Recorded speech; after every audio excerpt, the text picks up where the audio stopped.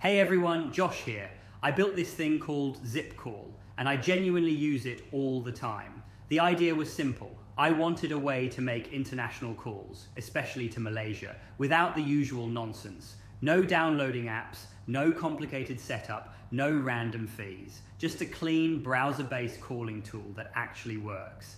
And honestly, it does exactly that. I've made tons of calls on ZippCall, to friends, family, even for work. And the call quality still surprises me. It's super clear, there's no lag, and it connects fast. Like you click call and you're talking, that's it.